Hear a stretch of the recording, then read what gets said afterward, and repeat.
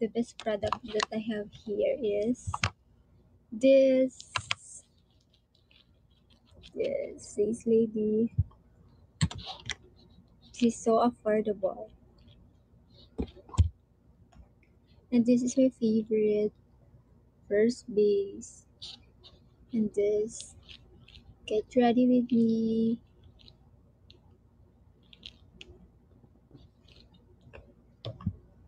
Dami pa akong product dito. Here.